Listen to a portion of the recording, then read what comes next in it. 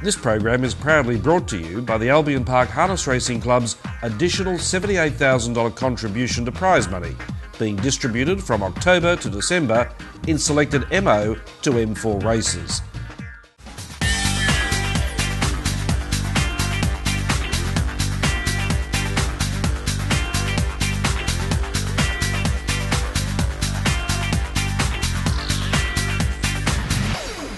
And good evening, folks. Welcome to another edition of Blinkers Off. Chris Barsby is saddling up for the ride once again. How are you, Chris? Very well, thanks, David. Miracle Mile Saturday night, smoke it up. He just loves that Menangle track. Yeah, there's no doubt about that. Back-to-back Miracle Miles, great horse, and he pounded out another big time as well. 151.8. Track was rain affected all week long. Hats off to the track staff because they did a fantastic job having it as good as what they could there on Saturday night. News and plenty of it coming up shortly. But first up, as we know from recent events in New South Wales, integrity lost, everything lost. And I suppose the dismal crowd at Menangle for the Miracle Mile on the weekend can bear some testament to that statement. This state's controlling body, Racing Queensland, also places integrity as a high priority. After all, they actually have an integrity department. So I pose the question tonight, when is Queensland Harness Racing going to have the services of a full-time Chairman of Stewards rather than what has been in place for the past 9 months? John Hackett retired as a full-time thoroughbred steward from Racing Queensland to be appointed as an interim harness racing Chairman of Stewards for a 6-month period. Now, I spoke to Mr Hackett at a Gold Coast race meeting in August and asked what were his intentions. He indicated he would serve another 3 months after discussions with RQ management. Well, we are at the end of November, and what happens now? This unsuitable scenario developed because Racing Queensland claimed there was not a suitable candidate for the position of Harness Racing, Greyhound Racing Chairman of Stewards. Now, are we to believe in the past 9 months they have not found one?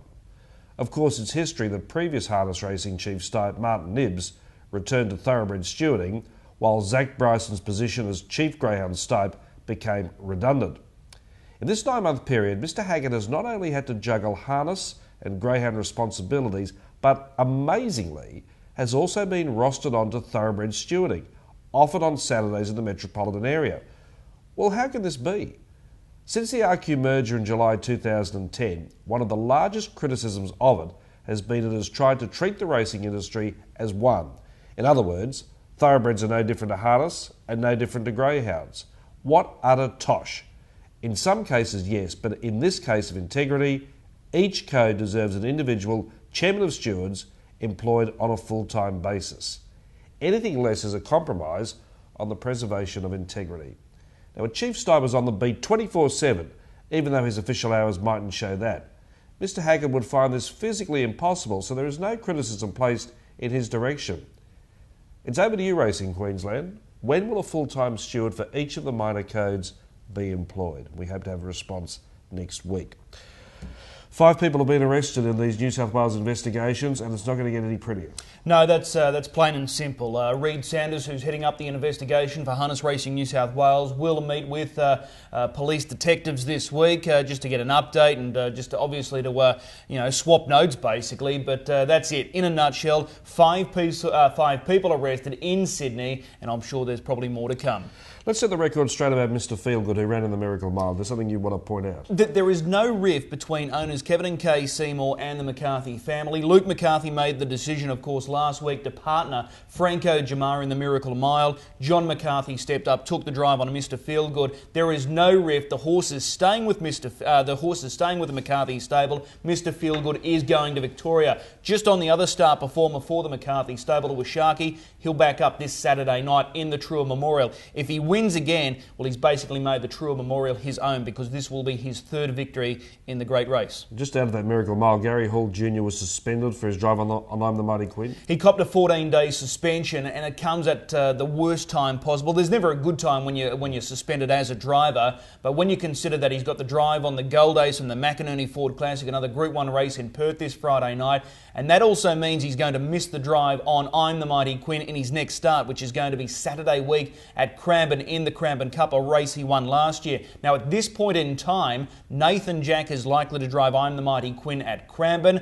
And I did speak with Steve Reed, the former trainer and co-owner of the Gold Days, and he is going to offer the drive firstly to his former driver, Peter Ferguson. Peter's been battling a hand injury of late, but he will be offered the drive first. Let's come back locally. Darryl Graham, of course, his big guns, Lanarkos, Courageous Annie, not far away from the trialling tracks? Yeah, they're due to step out this week. Lanarkos, he's going to be stepping out under standing start conditions in his trials, and that's an ultimate aim for the AG Hunter Cup. That's the race that Darryl Graham and owner Dean Shannon want most this season with Lanarkos, so likely to have 2 trials, both from the stand. There is a possibility he could start in the Christmas Cup first up on December 17 at Albion Park, but time will tell, and obviously we'll get a gauge on those trials. Courageous Annie likely to go to Melbourne with Lanarkos, but her main aims are going to be the Ladyship Mile and also the Chariots of Fire in Sydney. Okay, Bill Crosby? Well, it's not good news for the Bill Crosby camp. His 2-star 3-year-olds both facing massive hurdles because they've been struck down by a virus. We're talking about Western Mail and She's No Fake. They were keen to head to Victoria for the Derby. With Western Mail, it's highly unlikely that he'll make that trip south because at this point in time he hasn't started fast work. Final champion, last season's Breeders' Classic winner, he's just about ready to go, so don't be surprised to see him step out. With that Victoria campaign now in limbo, they may alter their plans and look at some of the features coming up in northern New South Wales, the Intercity Pace and maybe the Golden Guitar. Heading outside of Queensland, Sushi, ready to return to racing soon? He's not too far away. He may or may not trial in a couple of weeks' time in Melbourne. Connections have picked out an MO as a start point for him, and that comes up in the first week of January at Melton. So he's not too far away. Can't wait to see this horse back at the track. What about David Hercules? Well, David Hercules, he was back at the track yesterday at Byford in Western Australia, a last starter winner of the Australasian Breeders' Crown. He won easily, went to the front, rolled along in a 2-minute mile rate, zipped home in 27 seconds. He's trained by David Thompson. Mark Reed at this point in time will be taking the drive on David Thompson. Gavin Lang will fly over and partner him during the Inter-Dominion Series. That's the long-term goal. But he'll start this Friday night. The following week is the Celebrity Sprint. So they're his 2 focuses in the next fortnight. Now, I notice your in-laws, Pat and Rhonda Orlands, are having plenty of fun with a horse called Christian Miracles, putting together a real winning streak. She's won 6 of her last 7 this mare, and she's gone from a rogue to a rising star. I think she's had 9 starts now for trainer Peter Manning. The 3 times she's been beaten, she's galloped hopelessly. Every other time when she paces, she wins and runs fast time. 3 straight at Melton, and she won again there on Friday night, so they might start looking at some bigger races, in particular with mares races. Okay, Chris, thanks. So we must give a special birthday call to Jack Waldersbuell, a great stalwart of harness racing. Jack turns 80. I know he's watching tonight, so to Jack, a very happy birthday. And you've got many, many friends out there, old mate. Glad to see you watching the show. Well, Forever Gold is a horse we're following the trail of, a 3-year-old filly going great guns, and we spoke with Darren Weeks at Albion Park on Saturday night just to see where Forever Gold is placed right at this very moment. Well, Darren Weeks joins us again talking about Forever Gold. Darren, some exciting news. Tell us about it. Yeah, well, Connections of Forever Gold have decided that we'll travel to New Zealand, the North Island of New Zealand, to race her in 2 mares races, one on the 9th of December and the other on the 16th, to hopefully qualify to race in the Harness Jewels later in the year, or next year. So, yeah, it's exciting times. Now, Murray Cole is one of the owners of the horse, and I believe that he's instrumental in going to New Zealand. It's a big call going over there, particularly for a horse first up. Yeah, it's a big call. Murray hails from New Zealand. A lot of his family's over there. So, yeah, he'd like to see a race over there. So, yeah, we'll go and have a go. Darren, you drove in a trial here on Tuesday. She went very well. Yeah, extremely happy with the trial Tuesday. She felt very sharp. She ran a fast mile and a pretty quick last quarter. So, yeah, she felt really good. Okay, will she race before you leave? No, we've decided against racing her before we leave. I'll trial her again on Tuesday. And then just train her on Thursday before we leave to go to Sydney on Saturday or Sunday. Fly road to Sydney and then flight over? Yes, we've got the flights didn't line up to Sydney, so we'll float her to Sydney and we fly out from Sydney to New Zealand on Monday. You haven't driven her in a race, so it's always been Kylie, hasn't it? It's always been Kylie, yeah. It's disappointing at this stage. I can't get Kylie to come over with me to drive her. That's a disappointment, but I'll just have to do the best that I can. I'm sure you won't let the team down, and I know she loves the horse. She does love the horse, yeah, she does, yeah. Okay, really quickly now, when you return from New Zealand, so it's about a fortnight over there, what are the plans in the future? You're almost tempted to go to Victoria towards the end of the racing season last after she won the Oaks up here, but things just didn't pan out. No, it didn't work out for us last year. Things happen. When we get her home from New Zealand, we'll freshen her up, and if we're happy with how she went over there, we may look at taking it to Sydney for some of the mares races and stuff. Yeah, so we'll just take it by ear at this stage. All right. Well, in the short-term plan, all the best with that, Darren. She's probably Queensland's best mare we've had for a long, long time, if not potentially the best we've had. We wish you all the best. Well, thanks very much, Damien. There's Darren Weeks. We'll take our first break on Blinkers Off. Back with plenty more in just a moment. Welcome back to Blinkers Off. Scott Steele is one of the real characters of Queensland harness racing, but at the same time he speaks a lot of sense. And this first of a two-part special on Scott Steele, we talk about his life and times in harness racing. Scott, thanks for your time. There's an expression I heard recently, loving life. I think that fits you to a T. You love life, don't you? Absolutely, mate. I can't get enough of it. I certainly live it to the most of it anyway, that's for sure. Talking about harness racing, I suppose a good starting point is how did it all begin for Scott Steele, the involvement in the sport? Well, my dad was a bush bookmaker, so we always had racing in our blood, and then we moved down to Brisbane from the bush, and he bought a pacer with a few of his mates called Gotham City. Jack Southgate trained it, and won a few trials, and I actually sort of the first day it was going to the trials, stayed home crook from school, and the old man thought I was having him on, but ended up getting me appendix out that night, so I knew I was fair dinkum. But straight away we got the bug for it, and that was as a kid of 7 or 8, and it's always been in the system since, you know. So. And of course your brother Brad had a great involvement in harness racing at an administrative level as well. Yeah, him and I both were on the board at Redcliffe there for a while, and he obviously had to give it up when he moved up to Townsville, but yeah, been both sides of the board, yeah. So. Well, an involvement in harness racing can be many-fold, but you've been a successful owner. A couple of horses I want to mention that I know have a special place in your heart. Diamantina Dream is one of them. Yeah, one of my favourites, that's for sure, was we actually bought off Stuart Hunter on Graham Mellors' recommendation, and didn't pay a lot for it, might have been $500. So, and we got a little bit of money out of her first up at Toowoomba, and in the good old days, and then she had a bit of a break, and I actually got my own trainer's licence and sort of trained her for a win myself. So she and named after my hometown out there in the Diamantina area. So yeah, it's got a pretty special time for me. Yeah. In more recent times, Noah Arkinup's been a good buddy spinner. He's no world beater, but he's a good honest horse. Yeah, he's probably going to make it through and probably just win his MO, and that's probably about him. He has to go, which is the main thing. He's a big horse, and he's not going to be any champion, but he's paying for himself, which is all you can ask for a horse, I reckon. So. Well, Speriamo's a little horse, but she's got a big heart, and she's won feature races for you. Yeah, she's probably been, or is the most successful horse I've owned, and that just come from a day at the Redcliffe sale where we probably had too many beers, and we put our hand up and got her for $2,500, and a couple of mates of mine, Mickey Rafter, and that come in, and it's been a great time for us, yeah, excellent ride for us. It's a great thing, ownership, isn't it? And that's the thing, that's the best part about the comradeship we get in this sport, and there's no, I didn't own a winner for the first 2 years I had horses. You finally get a winner and you see that horse come down the straight in front, you forget about the 10 or 20,000 it's cost you, you think, how good's this? Mentioning Noah Arkinup and Speriamo brings me to Grant Dixon, and talk about camaraderie.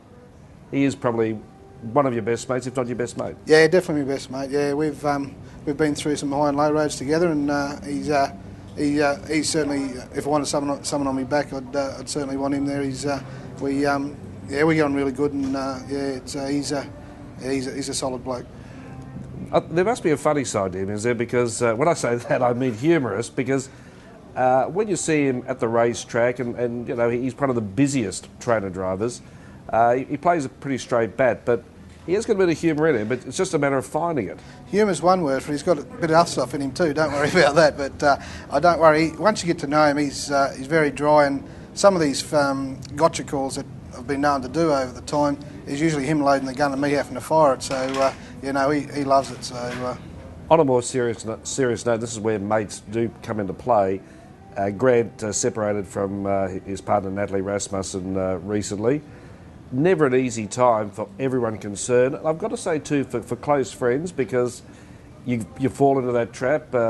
You're friends with both. What do you do? And it's obviously something you went through. Yeah, it's tough, and certainly, we all had to see it happen. And as Natalie and I knew Natalie for ages, and too, like she came and worked for me at the pub where I worked. Got her started there, but she got out of harness racing for a couple of years. And but you work through these things. I'm still good friends with Natalie and that sort of thing. We still talk, and I suppose it's a good thing they realised early enough in life that they were heading in different directions, and they're being really adult about what's going on, that sort of thing. And racing can be like, you can throw up a few rumours that are false, but at the end of the day, they decide to go different ways, and we get on with life. So it's never pleasant, but we deal with it.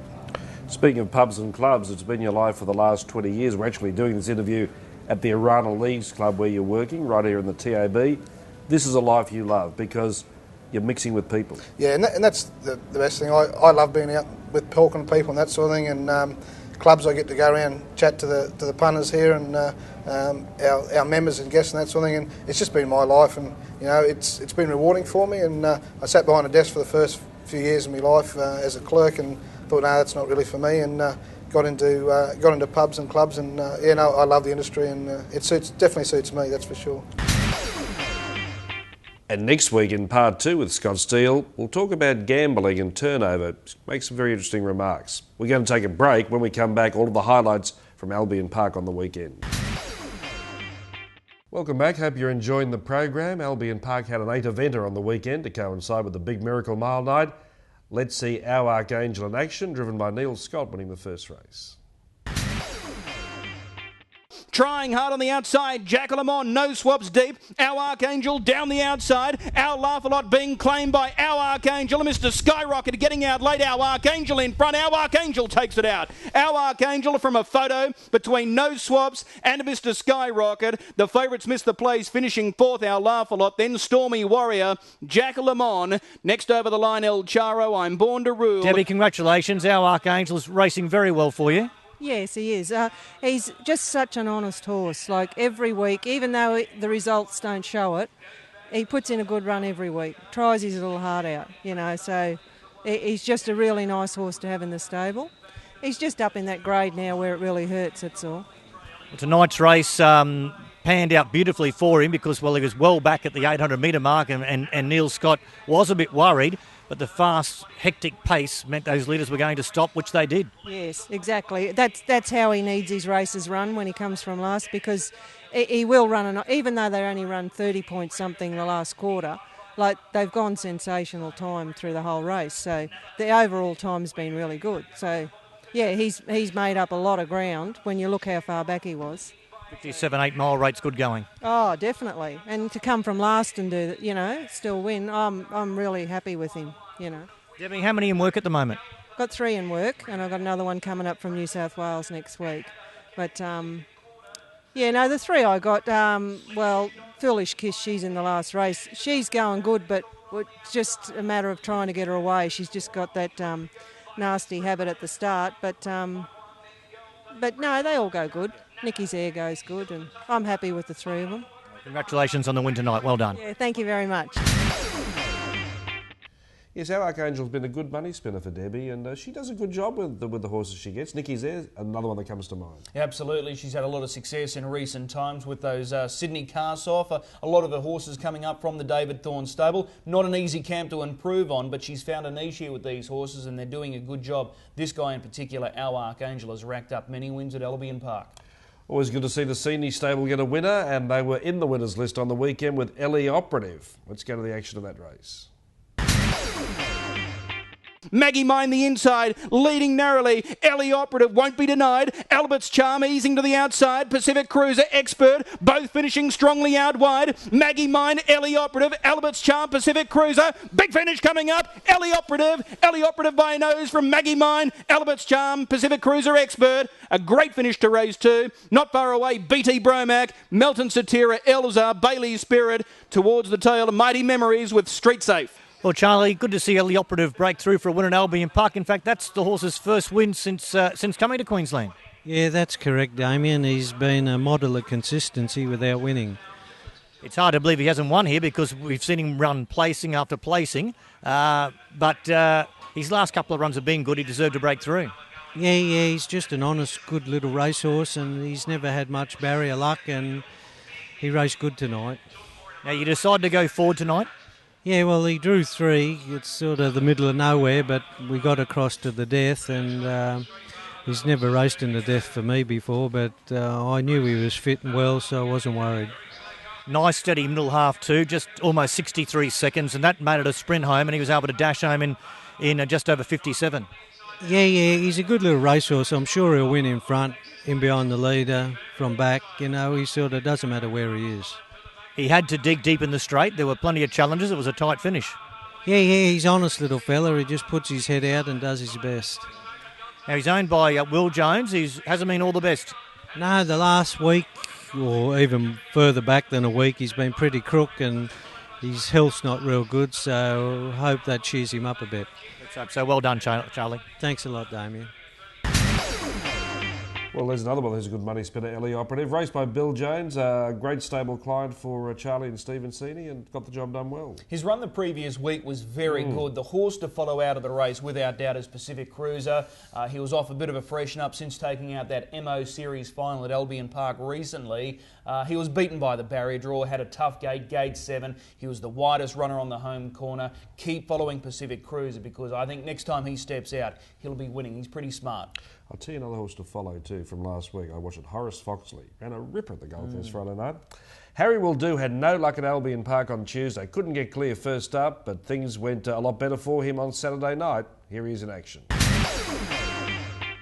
Nicky's Air, Jasper in flight, Panisar on the ledge, third split, only 30.3. Harry Will Do at the turn, leading a long neck, Commander-in-Chief all out on the outside. The Tash is about to get that run. Bluestone Cam to the outside, then Forte Denario. Harry Will Do with the lead. The Tash is coming through on the inside, then Commander-in-Chief. Harry's in front. Harry's too good denied. Harry Will Do takes it out from the Tash, Commander-in-Chief, Forte Denario. Well, Darren, great to see Harry Will Do back in the winners list at Albion Park. Finding the front, coming down to get the bell, that was a bonus, I think. Yeah, that was a big bonus, but once he found the front, he was very hard to beat. He's only just come back from a spell. Obviously, he's done well. Did very, very well with the spell. He strengthened up, and I expect him to keep improving in his future runs, yeah. Now, in tonight's race, as we mentioned, finding the front was a big bonus, but a very, very good last quarter. Yeah, it was pretty quick. They don't run much quicker than that, so yeah, very happy with that. 26.6. So I suppose on the line he was getting just a touch tight, but he's entitled to, because as you said, that was only his second run back. Yeah, for sure. Yeah, no, he'll get fitter, and you'll see some good things from Harry this year. Yeah.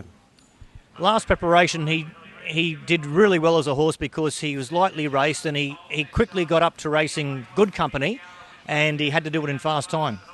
He did. Yes, he ran through the grades, and then he raced in the Breeders' Series where he came across some pretty good horses, and he acquitted himself well. It was a disappointing end to the season because he was succumbed to a virus on the night of the final night, but that was disappointing, but his season was great. We were very happy with him.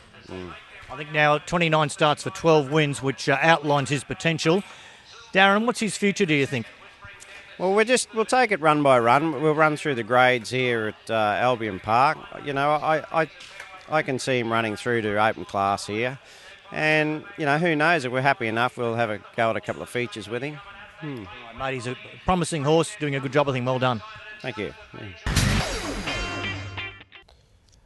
I've always liked this horse. He's always been able to deliver a good sectional, and I think he's got a bright future. Oh, there's no doubt. You talk to Darren Weeks, he's high on this horse. He was a little disappointing there first up on Tuesday, but he showed his true colours there on Saturday night. His record is excellent. He's got a good win strike record, and he's a horse that's going to get through his grades pretty quick. And he's a horse that is versatile. He can do work, he can lead, he can come off the speed. So we can follow him with good confidence. Harry Will Do. Well, that's about it for tonight. Thanks for your time, Chris. Thanks, David. Chris Barsby joining us on Blinkers Off. And folks, thanks for your time, as always, every Monday night. And we'll be back again next Monday night for another edition of Blinkers Off. See you then.